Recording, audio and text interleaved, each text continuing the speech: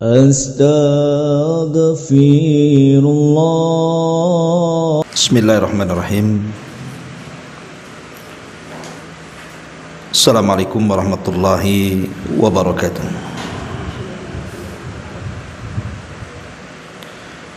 Bihamdillahi wassalatu wassalamu ala rasulillah wa ala alihi wa sahbihi wa mawalah wa la hawla wa la quwata illa billahi wa ba'du.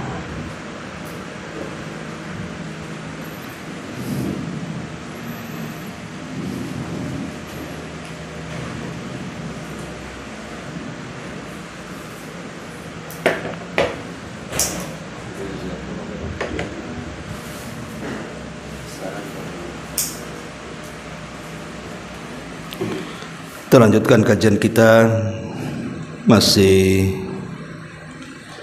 membahas kitab Bahjah Qulubil Abrar, dan kita masuk pada hadis ke-60 tentang adab menyembelih dalam Islam. Kita baca hadisnya. An Rafi' Ibn Khadij radhiyallahu anhu qala, qultu ya Rasulullah, inna laqu al-aduwa ghadan wa laysa ma'ana muda, afanadhbahu bil qasabi, qala ma anhara ad-dama wa dhukira ismullahi alayhi fakul laisa sinna wadh-dhafra wa sawhaddithuka anhu amma sinnu fa'adhmun wa amma adh-dhufru famuda al-habashati wa asabna nahba ibilin wa ghanamin fanadda minha ba'irun faramahu rajulun bisahmin fahabasahu. Faqala Rasulullah sallallahu alaihi wasallam, inna li hadhihi awabida ka awabidil wahshi, fa idza ghalabakum minha syai'un faf'alu bihi hakadha, muttafaqun alaih. Dari Rafi' ibn Khadij radhiyallahu anhu, dia berkata, aku bertanya, wahai Rasulullah, besok kita akan bertemu musuh, sementara kita tidak lagi memiliki pisau tajam. Apakah boleh kita menyembelih hewan untuk dimakan dengan kayu? Beliau bersabda, sesuatu yang bisa mengalirkan darah, kemudian disebut nama Allah, maka makanlah, selain menggunakan gigi dan kuku. Aku akan jelaskan kepada kalian, adapun gigi sejenis tulang, sedangkan kuku adalah alat yang biasa digunakan oleh bangsa Habasyah untuk menyembelih. Lalu kami mendapatkan rampasan berupa unta dan kambing. Tiba-tiba ada salah satu unta yang kabur. Kemudian ada seseorang yang memanahnya hingga dapat ditangkap kembali. Maka Rasul sallallahu alaihi wasallam bersabda, sesungguhnya di antara unta-unta ini ada yang liar, sebagaimana binatang buas. Jika kalian merasa susah karenanya, maka lakukanlah hal seperti itu terhadap unta itu.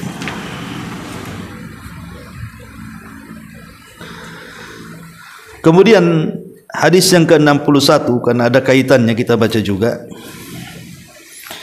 An Shaddad ibn Ausin radhiyallahu anhu, anna Rasulullah sallallahu alaihi wasallam qala, inna Allaha katabal ihsana ala kulli syai'in, fa idza qataltum fa ahsinul qitla wa idza dzabhtum fa ahsinudz dzibha wal yuhidda ahadukum safratahu wal yurih dzabihatahu, rawahu Muslim. Dari Shaddad ibn Aus radhiyallahu anhu, Nabi SAW bersabda, sungguh Allah mewajibkan agar kita berbuat baik terhadap segala sesuatu. Jika kalian membunuh, bunuhlah dengan cara yang baik. Jika kalian menyembelih, sembelihlah dengan cara yang baik. Hendaklah kalian memajamkan pisaunya dan menenangkan sembelihannya. Ma'asyiral muslimat yang dimuliakan Allah Subhanahu wa taala. Hadis ini atau dua hadis ini menjelaskan kepada kita tentang adab penyembelihan. Apa saja adab penyembelihan itu? Apalagi sekarang kita menghadapi Idul Adha dan akan banyak orang yang menyembelih binatang untuk kurban. Maka sudah selayaknya bagi seorang tukang jagal yang akan menyembelih hewan kurban, dia harus mengetahui adab dan etika dalam menyembelih, supaya hewan yang disembelih itu baik dan juga halal. Apa saja adab-adab yang bisa kita ketahui dari adab-adab penyembelihan ini? Yang pertama, kita bahas tentang syarat-syarat orang yang menyembelih dulu. Syarat orang yang menyembelih yang pertama, an yakuna aqilan mumayyizan. Yang menyembelih harus berakal dan bisa membedakan mana yang baik, mana yang buruk. Artinya tidak mesti harus balik. Walaupun yang menyembelihnya belum balik, masih usia 10 tahun umpamanya kan, laki-laki, kalau dia sudah paham, berakal cara menyembelihnya dan paham, maka tidak mengapa anak kecil menyembelih binatang, asal disembelih secara syar'i, membaca basmalah. Kemudian yang kedua, an yakuna dza dinin samawi. Yang menyembelih itu harus beragama yang diberikan kitab langit, dan itu berlaku kepada dua agama. Pertama, agama Islam atau Muslim. Yang kedua, ahli kitab. Dan ahli kitab di sini maksudnya Yahudi dan Nasrani. Boleh seseorang itu apabila di negeri kafir tidak ada yang menyembelih, sementara dia punya tetangga Nasrani atau Yahudi, selama penyembelihannya menyebut nama Allah dan disembelih di tempat yang syar'i, di leher, bukan dibanting, bukan dicekik dan begitu seterusnya, maka halal sembelihannya walaupun yang menyembelih ahli kitab. Kemudian yang ketiga, an yanwiyal muslim wa yusammi. Dan hendaklah seorang muslim niat untuk menyembelih karena Allah dan membaca basmalah. Dan yang terakhir, an yakunal muslim halalan laisa muhriman. Dan yang menyembelih seorang muslim yang tidak dalam kondisi ihram, dia sedang haji atau umrah, maka dibolehkan untuk menyembelih dan halal sembelihannya. Inilah 4 syarat seseorang bisa menjadi tukang jagal. Kemudian yang kedua, syarat alat untuk menyembelih. Syarat alat untuk menyembelih. Yang pertama, syarat alat untuk menyembelih adalah harus dalam bentuk pisau yang bisa memutus ataupun memotong. Yang kedua, bukan dalam bentuk sinnan wala dhufran, seperti yang hadis yang kita baca di hadis 60.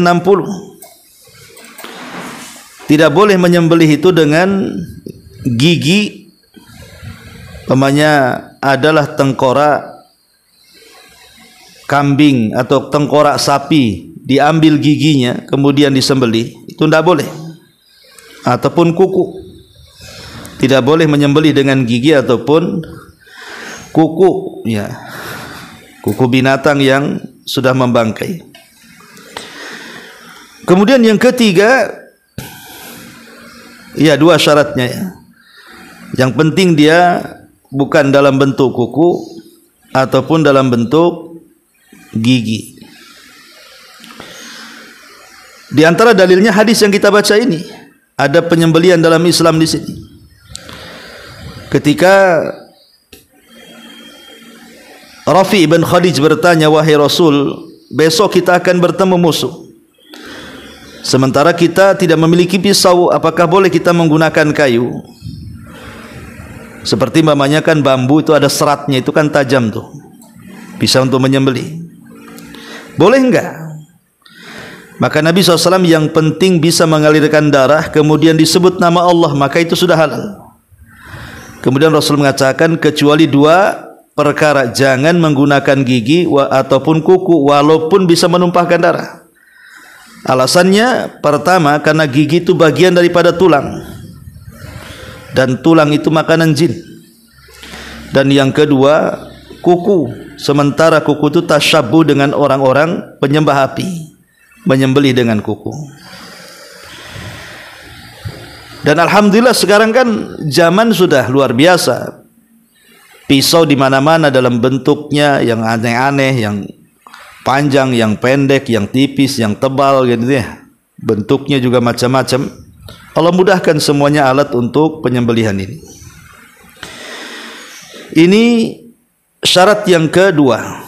Syarat alatnya cuma dua saja. Yang ketiga, syarat binatang yang akan disembelih. Syarat binatang yang akan disembelih.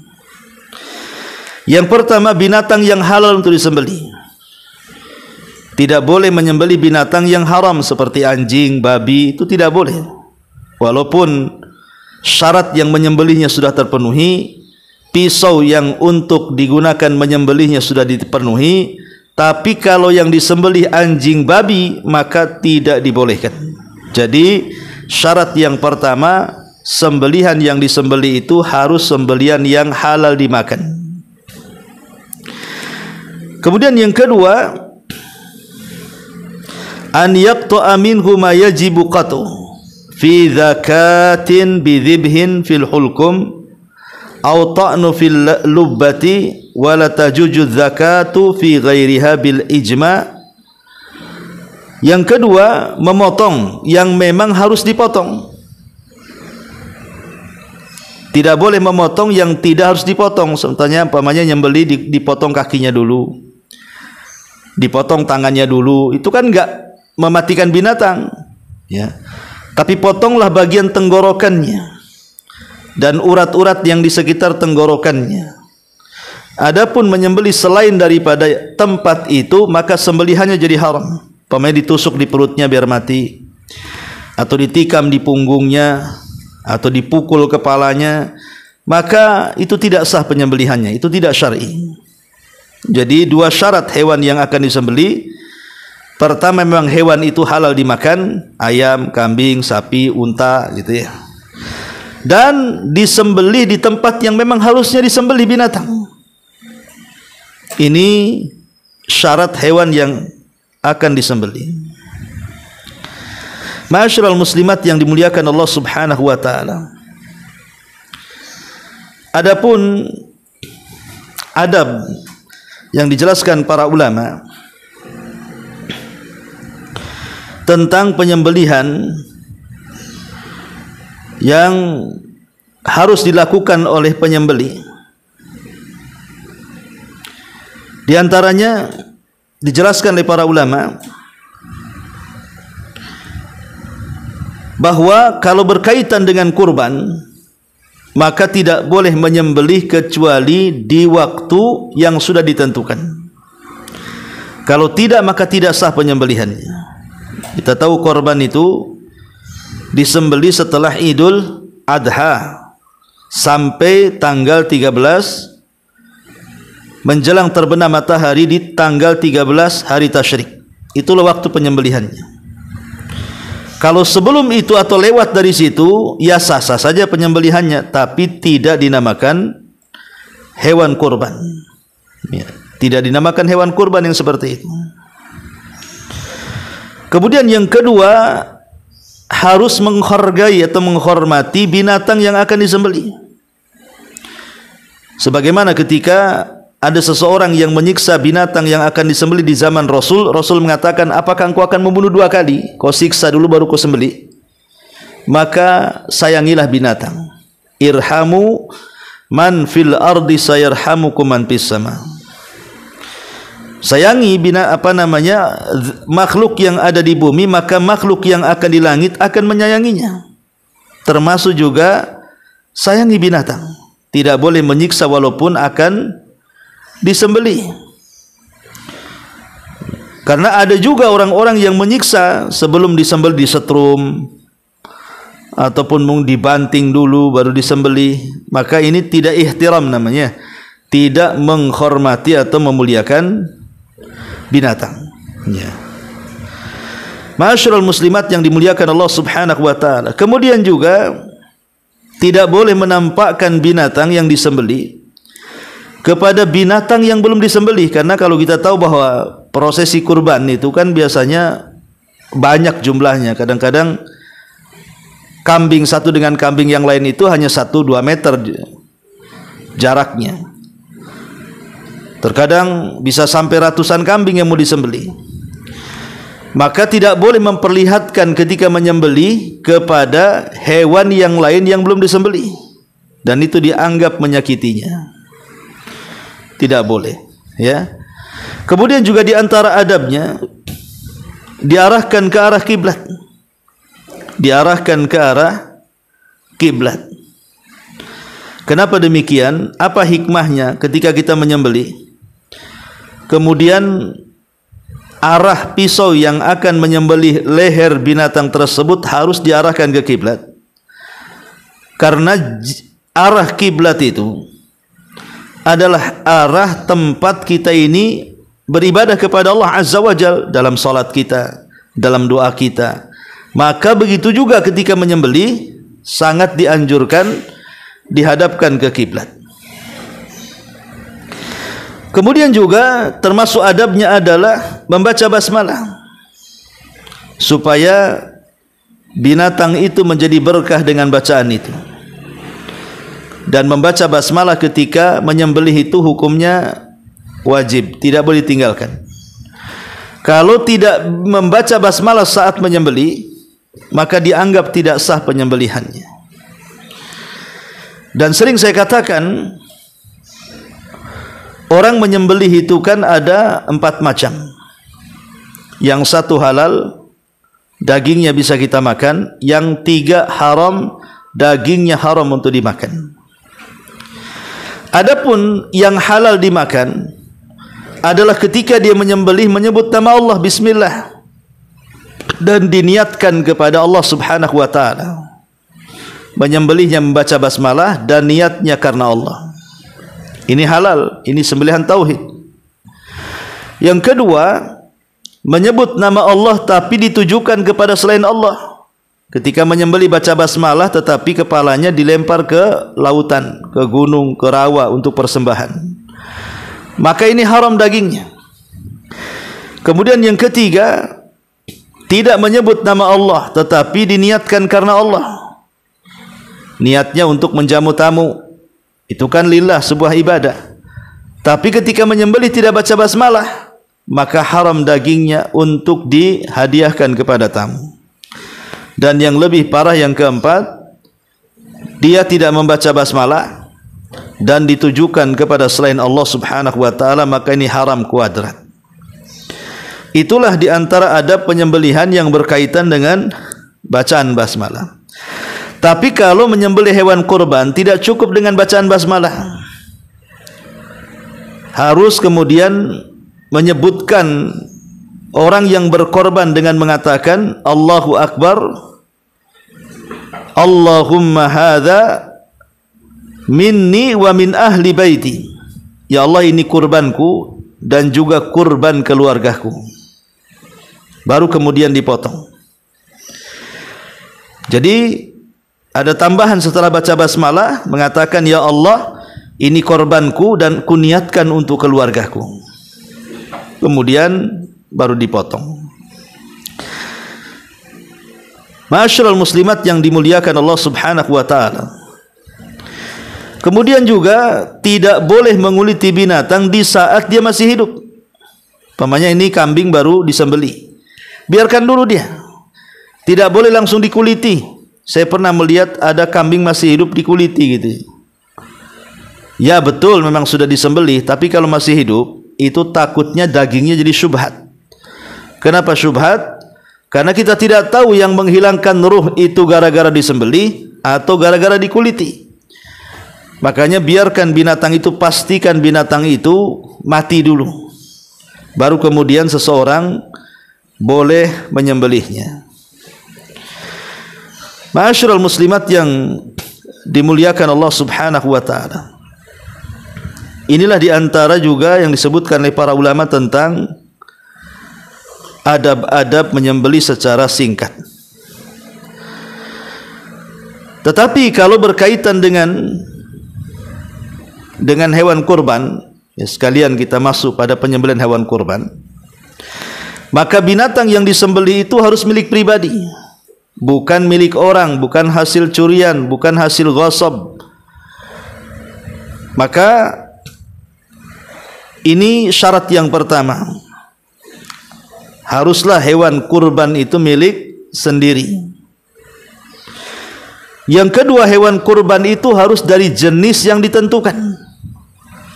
Jenis yang ditentukan itu maksudnya dari binatang-binatang ternak. Dan binatang ternak yang ditentukan dikorbankan itu cuma 3 saja. Pertama kambing dengan jenisnya, maksudnya domba dan juga kambing kacang. Yang kedua sapi dengan jenisnya, maksudnya sapi dan kerbau. Dan unta. Hanya ini saja yang bisa dikorbankan. Adapun kuda, pendapat yang kuat para ulama, tidak sah kurban dengan kuda. Ya. Kemudian juga yang ketiga, hewan yang akan disembelih untuk kurban itu harus usianya cukup. Sebab kalau usia tidak cukup, tidak sah kurbannya. Seperti unta usianya 5 tahun ke atas, di bawah 5 tahun tidak sah. Kemudian sapi harus 2 tahun ke atas, di bawah 2 tahun tidak sah.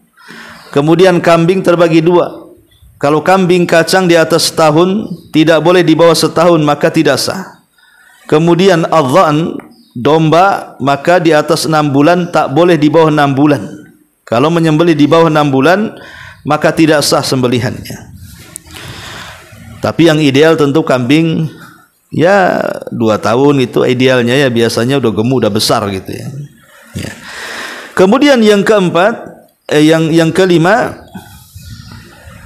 keempat, bahwa binatang kurban yang akan disembelih tidak boleh ada cacat. Tidak boleh ada cacat.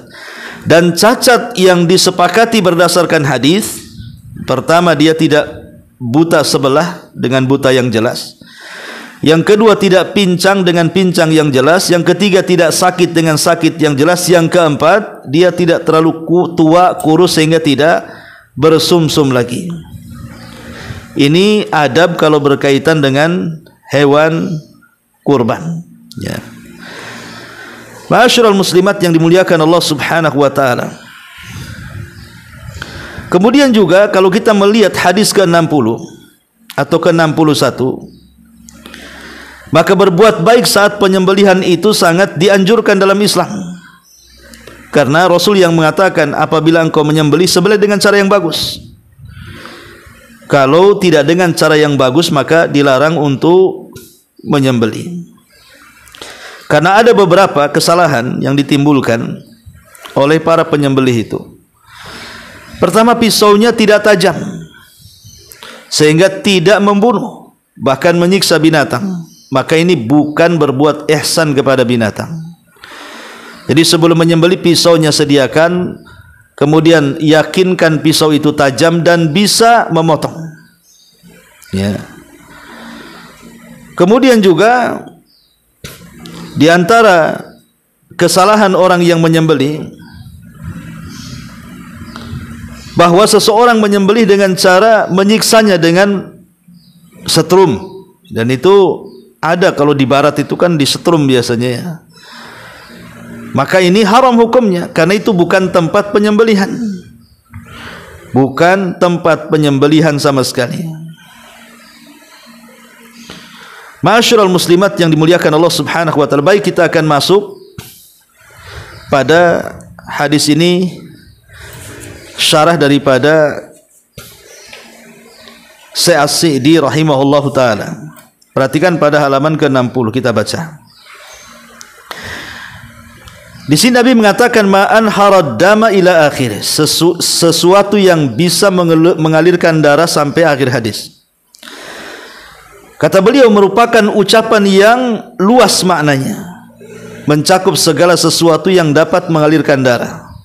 Contohnya adalah besi, tembaga, kuningan, rotan, kayu, kerikil yang sudah tajam atau selainnya, dan segala sesuatu yang bisa menembus seperti peluru, senapan, maka itu bisa sebagai pengganti menyembelih, karena benda tersebut dapat mengalirkan darah dengan menembus sasarannya, bukan karena beratnya.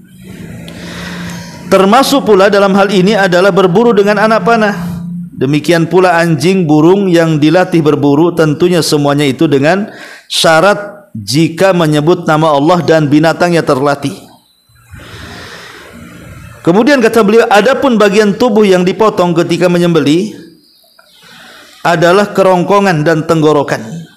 Jika keduanya telah terpotong maka sudah cukup. Apabila bersama itu terpotong pula 2 urat leher, maka itu lebih utama karena cepat matinya. Jadi kalau kita memotong kambing atau memotong sapi, kalau hanya tenggorokannya saja itu lama matinya tuh. Kalau bisa leher sebelah kanan, leher sebelah kiri itu juga terkena potongan pisau, karena itu akan mempercepat kematiannya. Adapun hewan buruan, maka cukup dengan melukai salah satu bagian dari tubuh hewan tersebut. Hal ini karena demikianlah yang dibutuhkan. Yang penting nancap di mana saja anak panah itu, kemudian dia tumbang.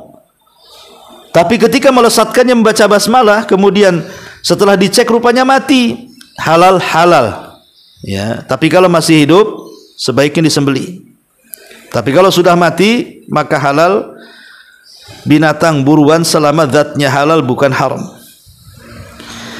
Kemudian kata beliau, adapun hewan buruan maka cukup dengan melukai salah satu bagian dari tubuh hewan tersebut. Hal ini karena demikian dibutuhkan. Contohnya, jika ada seekor unta, sapi atau kambing yang kabur dan sulit untuk menangkap, maka di saat itu kondisi sama seperti hewan buruan, sebagaimana yang disebutkan di dalam hadis. Di bagian tubuh manapun dia terluka, maka hal itu sudah cukup.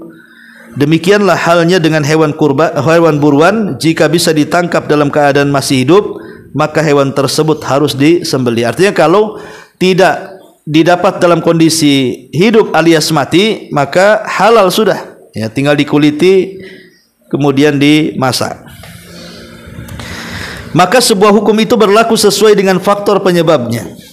Hewan yang sulit ditangkap maka dihukumi seperti hewan buruan, walaupun termasuk hewan peliharaan. Demikian pula hewan yang bisa ditangkap dalam keadaan hidup harus disembelih terlebih dahulu, walaupun termasuk hewan yang liar. Ini pernah terjadi di beberapa tempat, Bu, terutama di musim Idul Adha itu, yang kabur kambingnya, kabur sapinya gitu ya. Kalau memungkinkan ditangkap kambing dan sapi itu, ya itu lebih baik. Tapi terkadang ada beberapa kambing atau sapi itu justru liar, membahayakan orang. Kalau ditangkap diseruduk dan tidak bisa ditangani oleh pawangnya, maka terpaksa menggunakan panah, ya, sama dengan orang memburu, dengan catatan dia membaca basmalah. Tapi kalau kena panah dia masih hidup, tetap harus sembelih. Tapi kalau mati maka halal darahnya dan juga halal dagingnya. Rasulullah mengecualikan gigi dan benda-benda yang bisa mengalirkan darah. Kemudian beliau menyebut alasannya, karena gigi itu merupakan tulang, dan tulang itu makanan jin dan setan. Kemudian kata beliau, maka hal ini menunjukkan bahwa semua tulang walaupun bisa mengalirkan darah tidak boleh digunakan untuk penyembelihan. Adapun yang mengatakan bahwa sebab pelarangan itu dari dua hal, karena dia adalah gigi dan karena ia adalah tulang, lalu penyebutan gigi disendirikan, namun yang benar adalah yang pertama, yaitu sebab pelanggaran itu adalah karena alasannya tulang. Jadi alasannya kenapa tidak boleh pakai gigi, karena gigi itu tulang dan tulang itu makanan jin, ya. Demikian juga kuku, tidak boleh menyembelih dengannya, baik kuku burung atau selainnya, karena akan menyamakan dengan orang-orang Majusi penyembah api. Kesimpulannya di sini bahwa syarat-syarat penyembelihan itu adalah mengalirkan darah dari bagian tubuh yang disembelih. Orang yang menyembelih tersebut adalah seorang muslim atau ahli kitab dan disebut nama Allah ketika menyembelihnya. Adapun hewan buruan, maka syaratnya lebih longgar daripada hewan sembelihan, ya, karena cukup dipanah mati bisa dimakan, kecuali kalau masuk solokan dan solokan itu ada airnya, maka ini menjadi syubhat karena kita tidak tahu siapa yang membunuh, anak panah ataukah air yang menjadikan hilang oksigennya kemudian mati. Nah, ini sekilas tentang keterangan hadis ke-60 bicara tentang alat penyembelihan. Adapun hadis yang ke-61 berkaitan dengan penyembelihan dengan cara yang baik.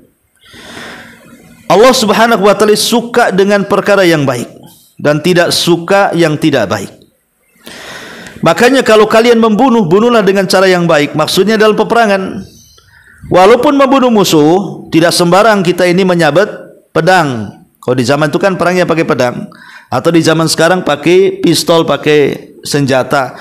Maka bunuhlah dengan cara baik, artinya cari titik-titik yang cepat mati, jangan nyiksa dia gitu. Pada sama orang kafir tuh, apalagi dalam Islam seperti qisas ataupun hukuman mati yang dikerjakan oleh para jagal, maka itu cari letak-letak mana kalau dibantai itu cepat mati supaya tidak menyiksa, ya, dan itu bentuk ihsan kepada binatang. Nah, di sini salah satu bentuk ihsannya disebutkan, fa idza dzabhtum, kalau kalian menyembelih maka sembelih dengan cara yang bagus. Bagaimana cara menyembelih yang bagus itu? Dua di sini. Wal yuhidda ahadukum safratahu. Tajamkan pisaumu. Jangan sampai tumpul. Karena itu tidak membahagiakan hewan kurban. Yang kedua, wal yuridza bihatahu. Menyenangkan sembelihan, jangan disiksa, jangan dipukul. Ya, jangan disakiti karena dia mau disembelih. Itulah bagaimana indahnya ajaran Islam sampai kepada binatang yang akan disembelih saja harus ada rahmat, kasih sayang. Jangan asal sembelih, jangan menyakiti, jangan menendang sebelum disembelih, menarik paksa sebelum disembelih, menyiksa sebelum disembelih. Maka itu sama dengan menyembelih dua kali, ya. Ma'asyiral muslimat yang dimuliakan Allah Subhanahu wa taala. Ini hadis ke-61 dijelaskan di sini tentang makna daripada ihsan. Ya. Disebutkan bahwa ihsan itu ada dua makna. Di sini Rasul mengatakan, innallaha katabal ihsan ala kulli syai. Allah itu sudah mencatat dan mewajibkan agar berbuat baik. Kalimat al-ihsan, berbuat baik, ini dalam bahasa Arabnya ihsan itu memiliki beberapa makna.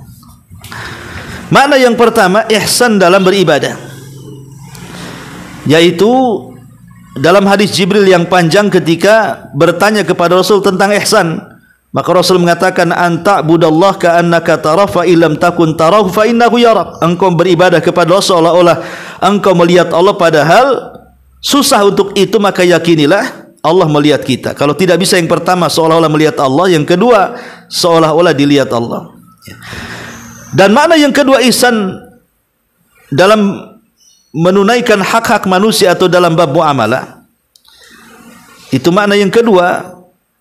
Inti dari ihsan yang hukumnya wajib adalah engkau melaksanakan hak-hak sesama makhluk yang bersifat wajib, seperti berbuat baik kepada orang tua, silaturahim, berbuat adil, dan begitu seterusnya, ya.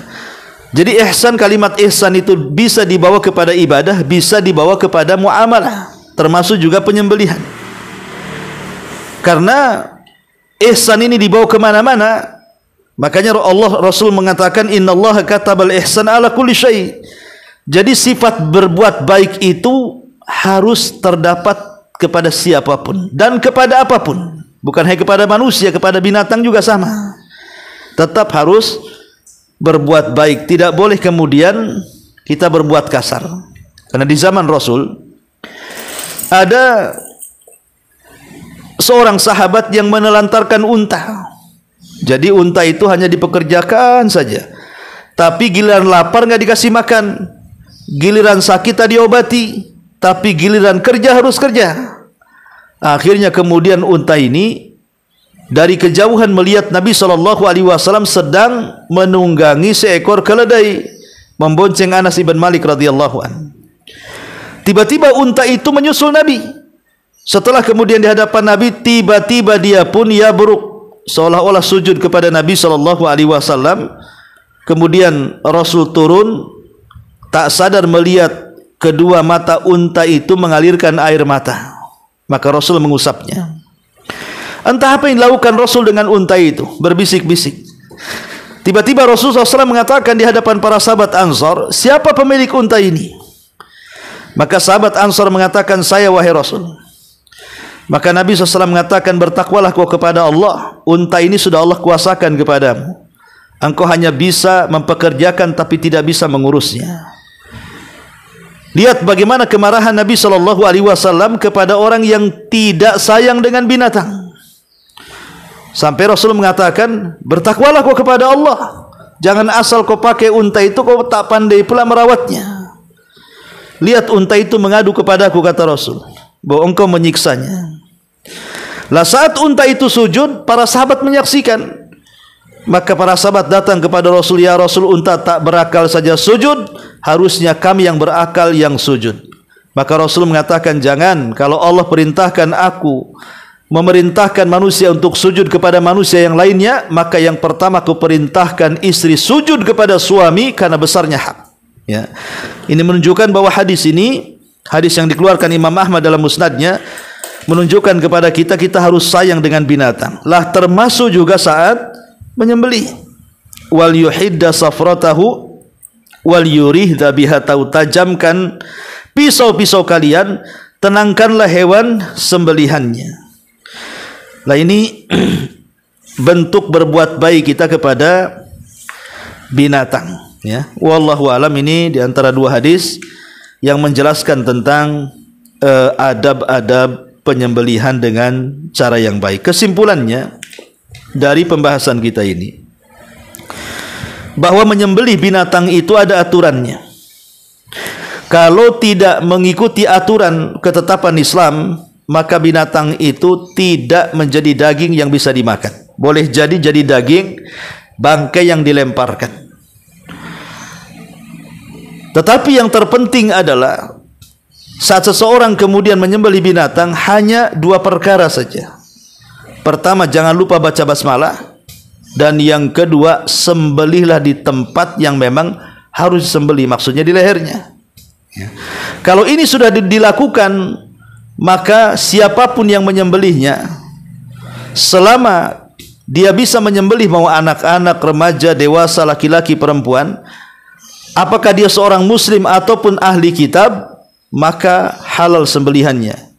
Tapi kalau yang menyembelihnya orang Hindu, Buddha, atau agama-agama yang tidak diturunkan kitab langit kepada mereka, maka dianggap tidak sah sembelihannya. Jadi orang kafir yang boleh menyembelih itu hanya ahli kitab saja, ya.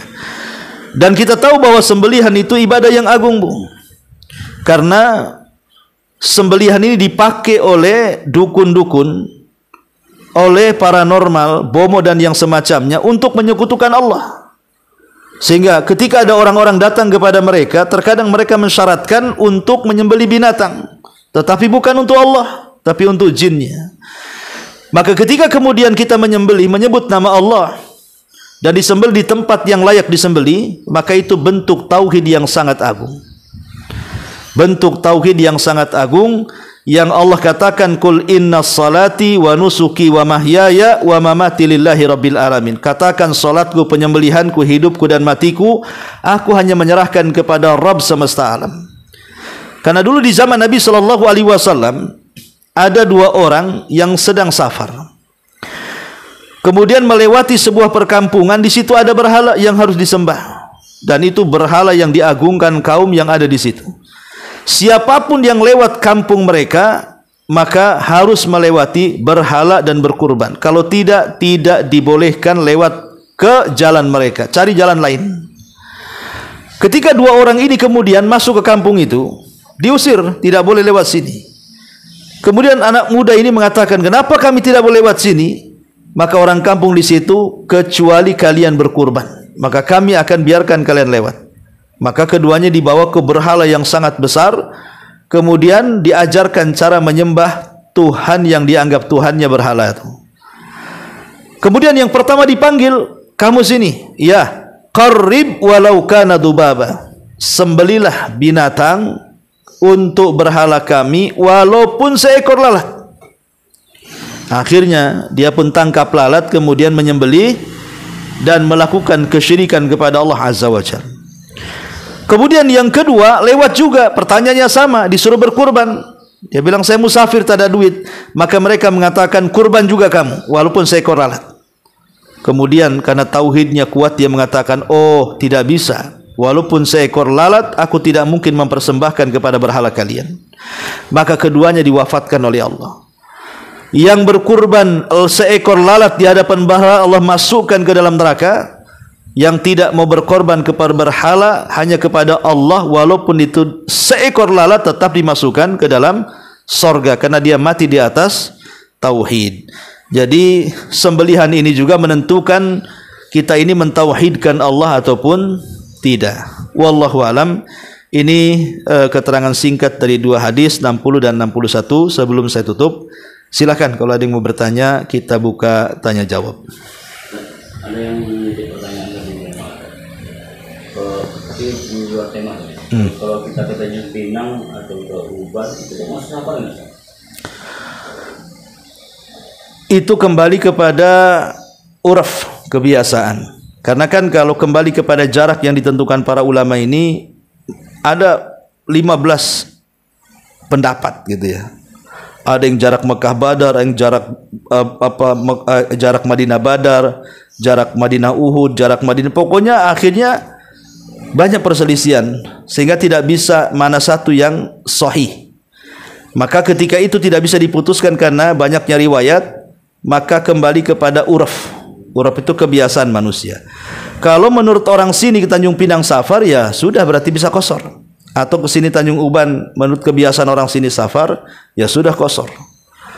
Tapi kalau ke Barelang walaupun lebih jauh dibandingkan ke Tanjung Uban yang hanya speed 15 sampai 20 menit gitu ya. Sementara ke Barelang bisa 2 jam. Tapi kan ke Barelang tidak ada orang menganggap pulang dari Barelang itu pulang safar. Pemain saya dari Jembatan 6. Ditanya, Ustaz, dari mana? Dari Barelang. Safar ya? Enggak ada orang bilang ke Barelang safar. Ya jalan-jalan gitu ya.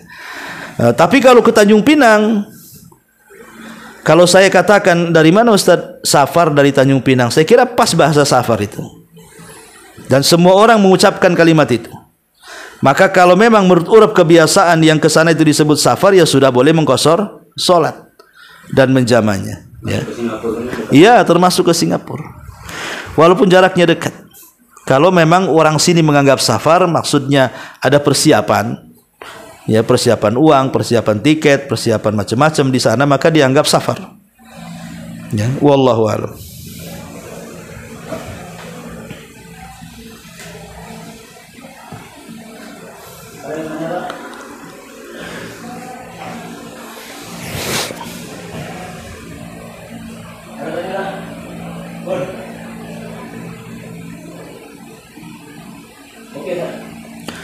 Oke, kalau nggak ada, ya ini memang penyembelihan kerjaan laki-laki ya.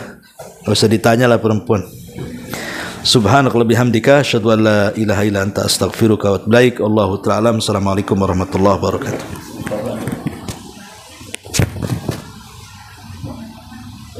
kali saya. Hah? Ngantuk. Ngantuk. Dari awal ngaji tadi dia tahan ngantuk. Jam tidur enggak.